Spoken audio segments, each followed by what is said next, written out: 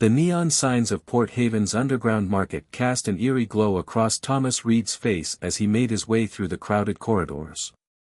His weathered archaeologist's vest carried tools meant for uncovering ancient artifacts, not for the questionable transaction he was about to undertake. But the mysterious message about a living artifact had been too intriguing to ignore. The market's infamous Twilight section welcomed him with its characteristic blend of exotic perfumes and mechanical oil. Merchants hawked everything from forbidden tech to questionable substances, but Thomas's attention was fixed on finding stall 247. His contact had been specific: the discovery there would change everything he knew about xenoarchaeology. When he finally found it, the stall appeared abandoned. Only a slight shimmer in the air betrayed the presence of a cloaking field. Thomas pressed his palm against the hidden scanner, and the barrier dissolved, revealing a dimly lit chamber that reeked of antiseptic and fear. "Welcome, Professor Reed," a voice whispered from the shadows.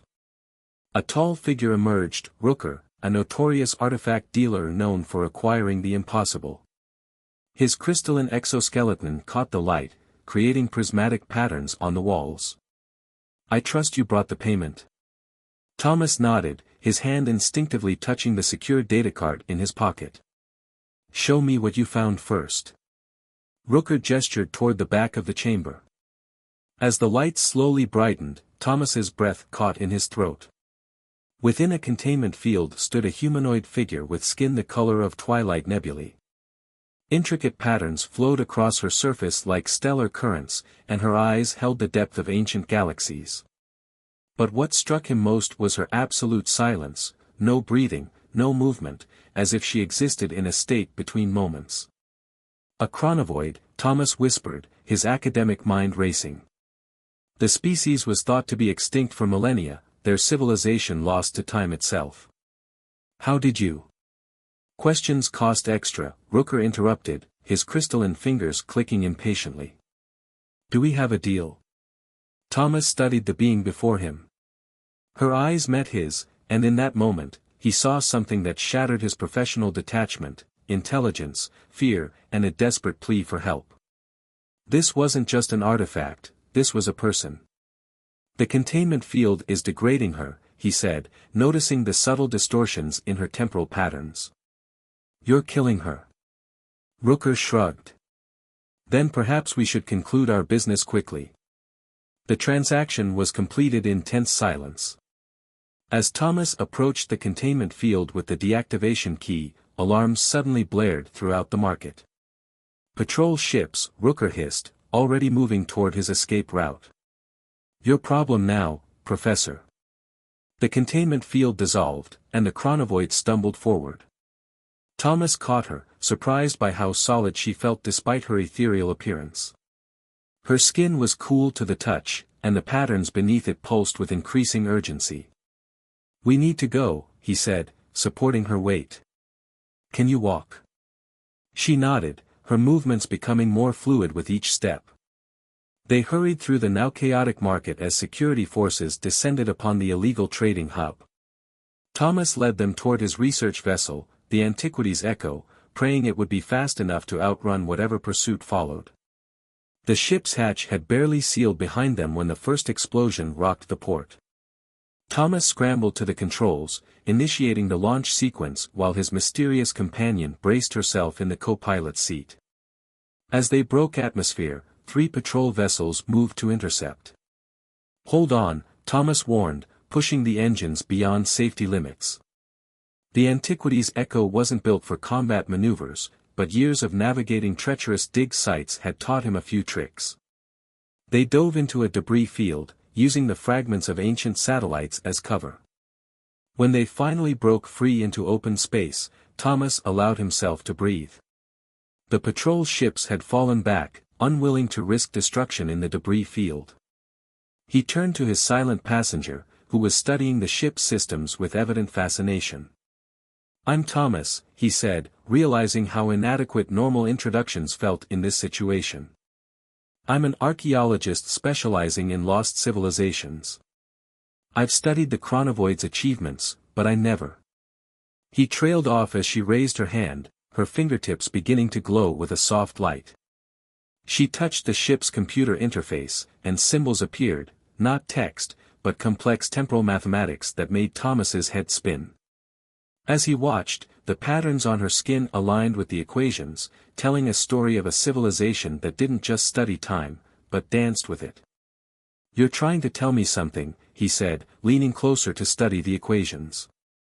"Something about your people, about why you were being held." The symbols shifted, forming a star map he didn't recognize. "You want me to take you somewhere specific?" She nodded, her expression brightening with hope. The map highlighted a system far outside known space, in a region where light itself seemed to bend strangely around a cluster of dark stars. Thomas considered his options. His academic career would likely be over after this incident. Stealing from the black market wasn't exactly covered by his research grants. But the chance to learn about the chronovoids, to help one of their survivors, was worth any price. "All right," he said, plotting the course. "Let's find out what's waiting for us out there." As the Antiquities Echo turned toward the unknown, Thomas caught a glimpse of his companion's face. For the first time, she smiled, and in that expression, he saw not just gratitude, but the promise of discoveries beyond his wildest dreams. The ship's engines hummed as they prepared for the jump to hyperspace, carrying them toward a mystery that would change not just their lives, but perhaps the very understanding of time itself. The Antiquities Echo emerged from hyperspace into a region of space that defied conventional physics. Light bent around massive dark structures that Thomas's instruments couldn't quite identify, not black holes, but something far more artificial in nature. His silent companion leaned forward, her temporal patterns flickering with increasing intensity. The ship's sensors were picking up enormous energy signatures, but their source remained elusive among the twisted spacetime surrounding them. "This is impossible," Thomas muttered, checking the readings again. "These structures, they're moving through different temporal phases. No wonder nobody's ever mapped this region properly." He glanced at the chronovoid. "Your people built all this, didn't they?" She nodded, her fingers dancing across the navigation console. New coordinates appeared, guiding them toward what appeared to be a solid wall of darkness. Thomas's instincts screamed at him to pull back, but he trusted her judgment and maintained course. As they approached, the darkness shimmered and parted like a curtain, revealing a sight that made Thomas forget to breathe. A massive space station hung suspended in the void, its architecture reminiscent of flowing water frozen in time. Multiple temporal streams intersected through its structure, making parts of it appear to exist in several moments simultaneously. "The Lost Nexus," Thomas whispered, recognizing the station from ancient texts. "The headquarters of the Chronovoid Science Council. Everyone thought it was destroyed during the Temporal War." His companion's expression darkened at the mention of the war, her patterns momentarily disrupting into chaotic swirls. They docked in a bay that seemed to restore itself around them, decay reversing as they approached. The station's artificial gravity engaged smoothly, but Thomas felt a strange sensation, as if time itself was flowing differently here. His companion led him through corridors that shifted between pristine condition and ancient ruin, depending on which temporal stream they intersected. They reached what appeared to be a central chamber, dominated by a massive device that Thomas recognized as a temporal resonance matrix, the pinnacle of chronovoid technology. But unlike the elegant machinery depicted in historical records, this one showed signs of desperate modification, its beautiful curves marred by crude additions. The chronovoid woman approached the matrix, her patterns synchronizing with its pulsing energy. She placed her hand on a control panel, and the chamber filled with holographic displays showing the final days of her civilization. Thomas watched in awe as the history of an entire species unfolded before him. The chronovoids had been time's custodians, maintaining the delicate balance of temporal mechanics across the galaxy. But they had discovered something that threatened that balance, a fundamental flaw in spacetime itself, a crack in the foundation of reality. Their attempts to repair it had drawn the attention of beings that existed outside conventional time, entities that saw the chronovoids' efforts as interference. The temporal war, Thomas said, understanding dawning. It wasn't really a war at all, was it? Your people were trying to save reality itself. His companion nodded grimly, showing him more. The chronovoids had developed a desperate plan. They would use their own temporal essence to seal the crack, sacrificing their entire civilization to save the universe. But something had gone wrong. The entities had discovered their plan and attacked before it could be completed. The chronovoids had been forced to enact a partial solution, scattering their consciousness across different temporal phases.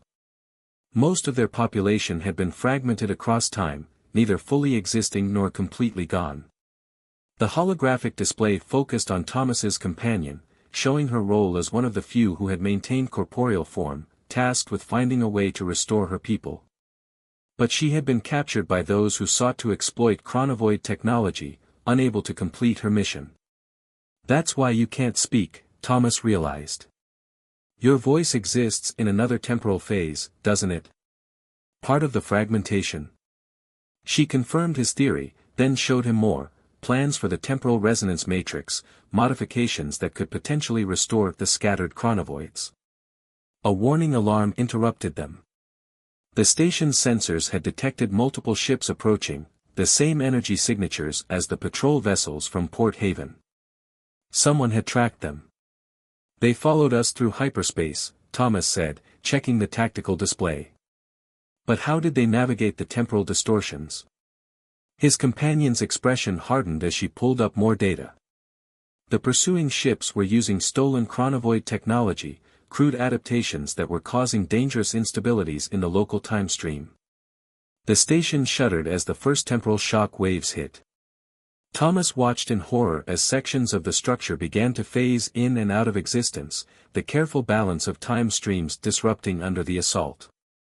We need to stabilize the station, he said, studying the controls. If those temporal shock waves continue, they could trigger a cascade reaction.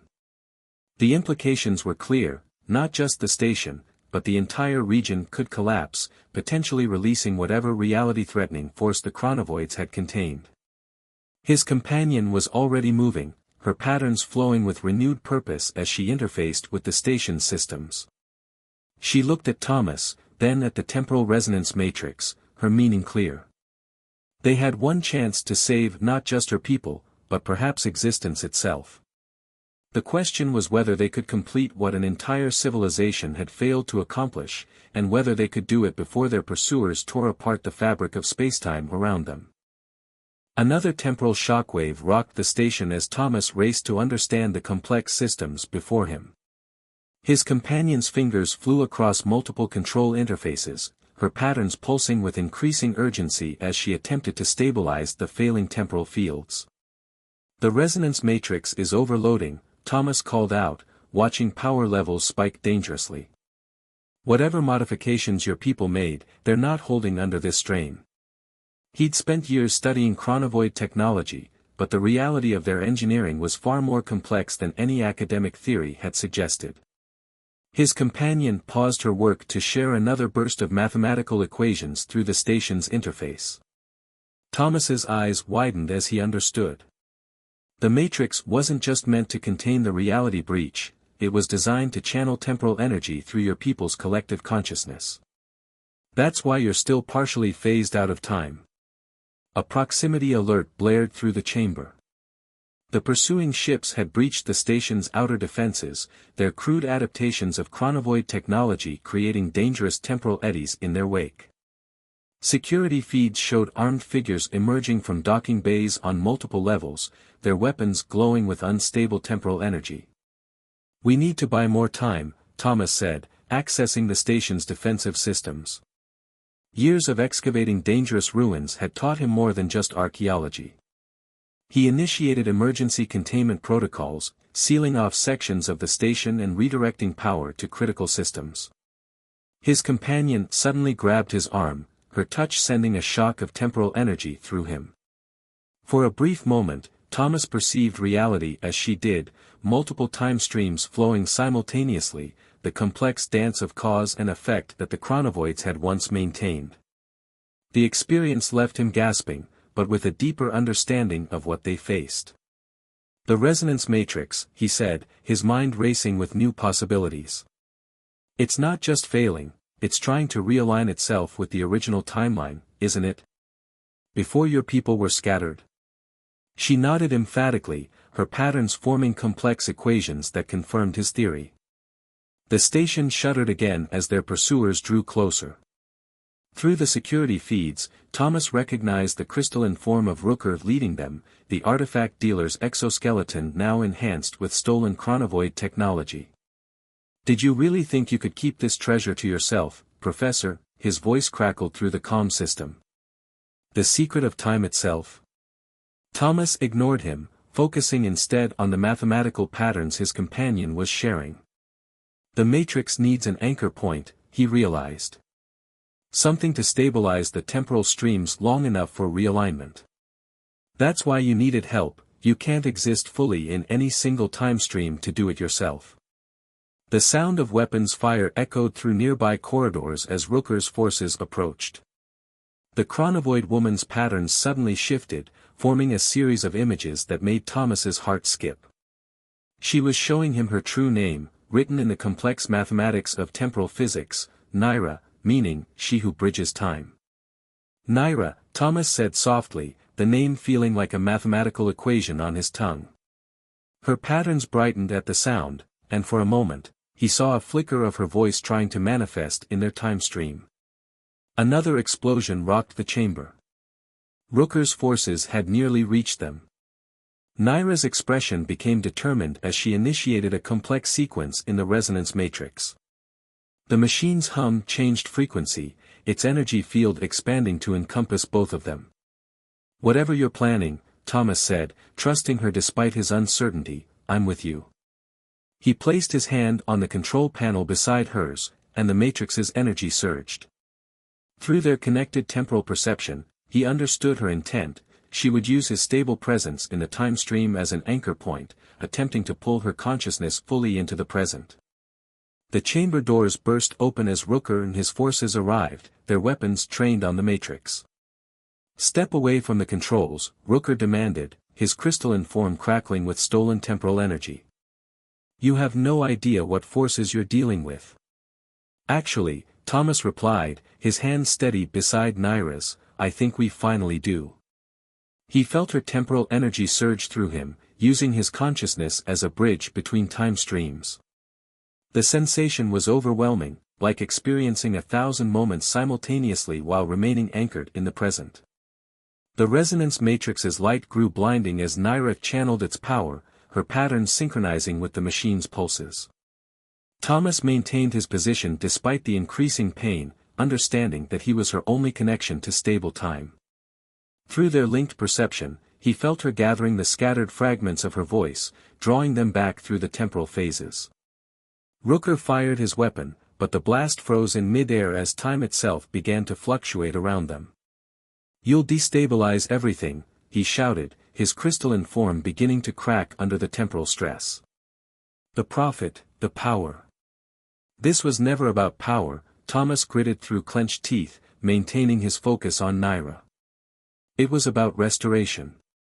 The matrix's energy reached a crescendo, and Thomas felt something fundamental shift in the fabric of spacetime around them. The last thing he saw before consciousness faded was Naira's form becoming fully solid, her pattern stabilizing into a singular time stream. The last thing he heard was a sound he would never forget, Naira's voice, clear and pure as starlight, speaking his name across the bridge between moments. Thomas awoke to the sensation of time flowing normally again, a feeling he hadn't realized he'd been missing until now. The chamber was eerily quiet, the resonance matrix pulsing with a steady, controlled rhythm. Rooker and his forces were gone, likely scattered across different temporal phases by the matrix's surge. Thomas. The voice was like liquid starlight, complex harmonics carrying layers of meaning beyond mere words.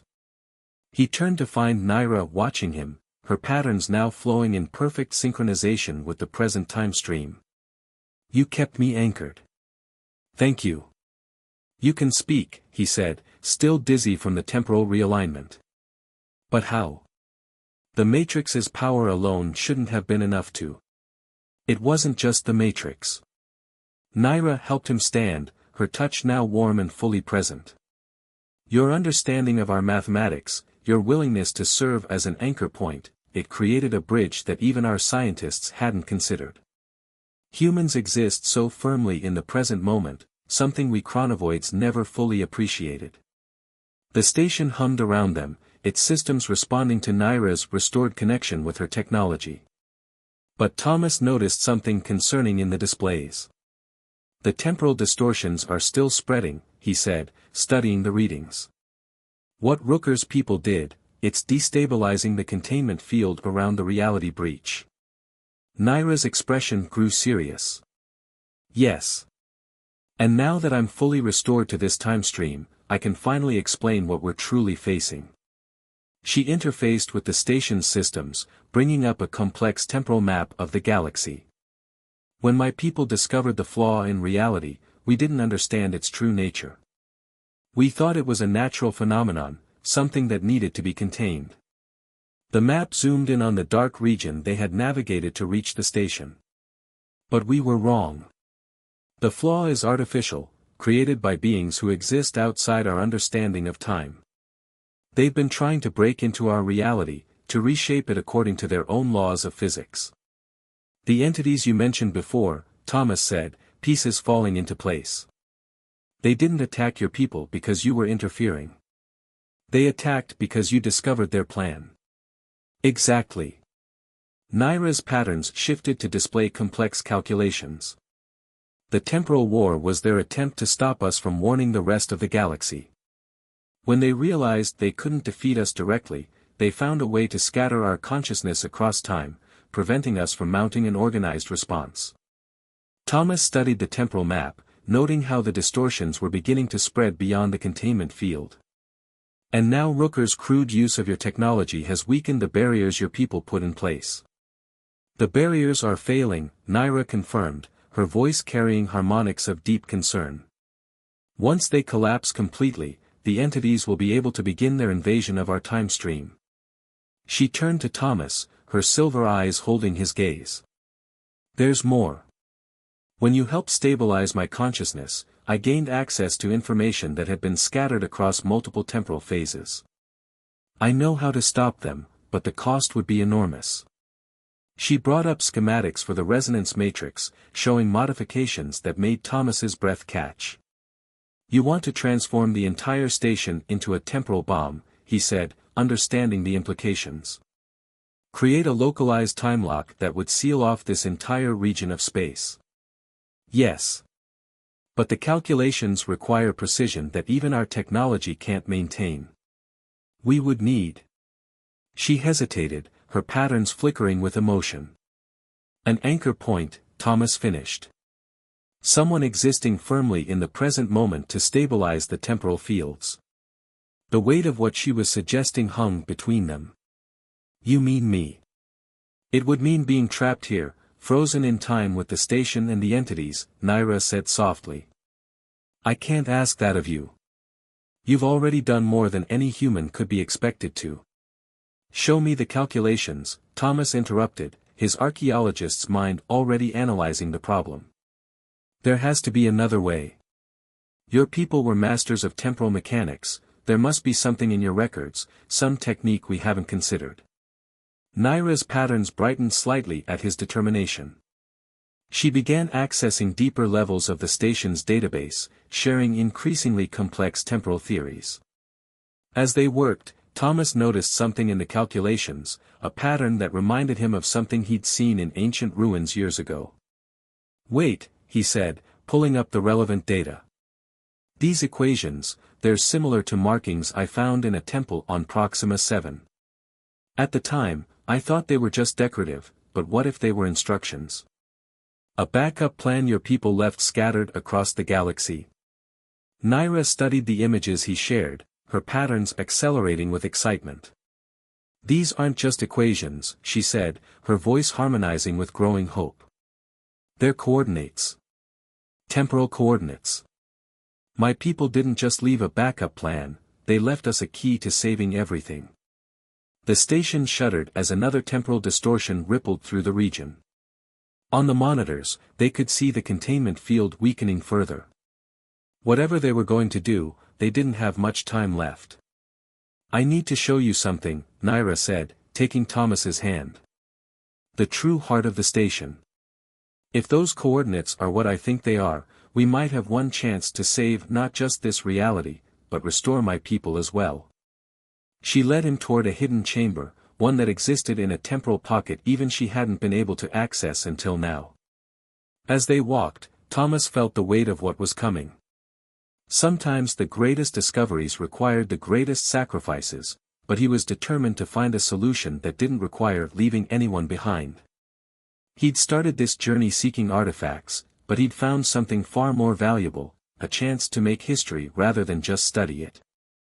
The hidden chamber Naira led them to defied Thomas's understanding of space and time. It was a perfect sphere that seemed to exist in all temporal phases simultaneously, its walls displaying the entire history of the universe in flowing, living equations. "The chronosphere," Naira explained, her voice resonating with the chamber's energy.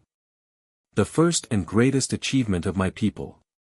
From here, we learn to perceive time as a symphony rather than a linear progression." She placed her hand on a central pillar, and the chamber filled with crystalline structures that Thomas recognized from the coordinates in the ancient temple. "These are temporal keystones," she continued. "We scattered them across the galaxy, encoded in ruins and artifacts, knowing that someday someone would need to find them. But we never imagined it would be a human archaeologist who would recognize their significance." Thomas studied the patterns, his years of research finally clicking into place. "Every site I've excavated, every chronovoid ruin I've studied, they were all part of this backup plan. You weren't just leaving records of your civilization, you were leaving pieces of a solution." The station shuddered violently, and the temporal map showed massive distortions approaching the containment field. Through the chronosphere's unique perspective, they could see the entities beginning to push through, massive, geometric shapes that hurt the mind to look at, existing in dimensions beyond normal spacetime. "The keystones are a temporal lock," Naira said, her patterns flowing with increasing urgency.